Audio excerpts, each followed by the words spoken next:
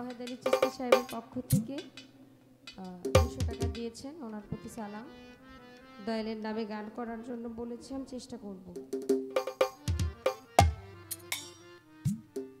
যে বিষয়টা একটু জানতে চেয়েছিলাম, বুঝতে চেয়েছিলাম, অতি চমৎকারভাবে তার মীমাংসা দিয়েছে।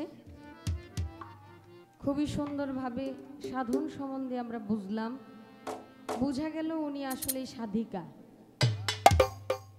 কারণ একজন মানুষ সাধিকা না হইলে এত আলোচনা করতে পারে না। কোথায় কিভাবে কোন চন্দ্র কোন জায়গায় গেলে ছেলে মেয়ে কেমন হবে, এটা তো সামান্য বিষয় না, কঠিন কঠিন। আর এই সাধন করে বিধায় 70 বছর বয়সেও গান গাইতে পারতেছে। কারণ 20 বছর পরে এই গান গাওয়ার সুযোগ থাকে না, মানুষ হাইটা যাইতে ঘুরা পইরা যায়।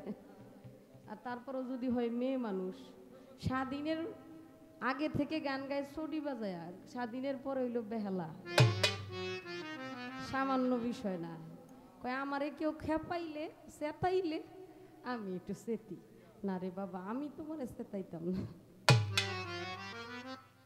আর 70 বছরও যে চেত আছে কঠিন। আমি যে কথা জিজ্ঞেস করলাম, কথার মীমাংসা দিয়ে আমাকে খুব কঠিন করে বলল, তুমি যে খাদিজা ভান্ডারী, তুমি খিলাফত পাইছো কই? তোমাকে এই ভান্ডারী টাইটেল কে দিল?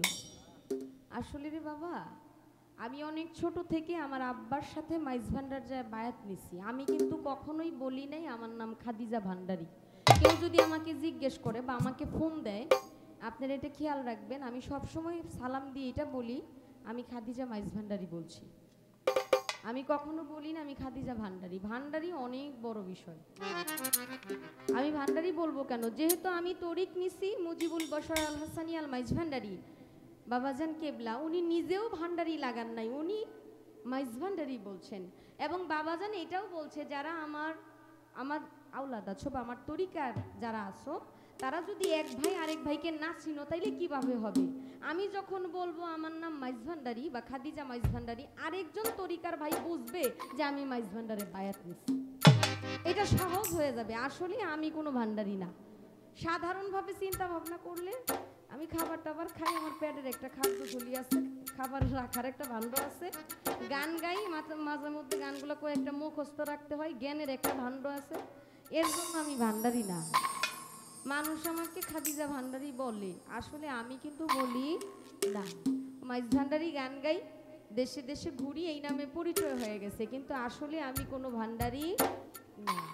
এটাই সত্যি কথা, এটাই চিরন্ত সত্য। ভান্ডারী অনেক বড় বিষয়। যারা সকল ধন সম্পদের অধিকারী, যার কাছে সব কিছুই আছে, সেই ভান্ডারী। আমার কাছে তো কিছুই নেই, আমি তো ভিখারি, ভিক্ষুক, আমি আবার ভান্ডারী অমুক।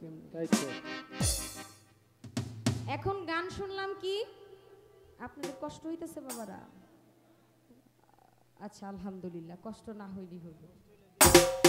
গান শুনলাম, কেন রে মন সাধু সঙ্গ নিলি না, শত সাধনার বলে আসি এই মানব কুলে, 16 আনা দিবি বলে আজও দিলি না, কেন রে মন সাধুর সঙ্গ নিলি না। এই গানটা শুনে আমার একটা কথা মনে হইছে।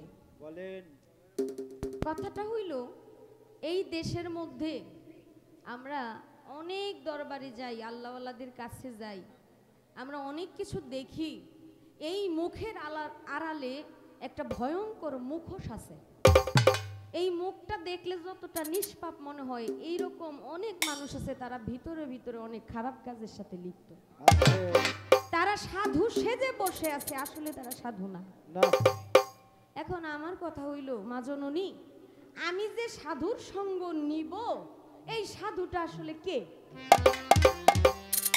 সাধুর সঙ্গ যে নিব, সাধুর কাছে যে যাব, আমি কিভাবে বুঝবো যে সে সাধু?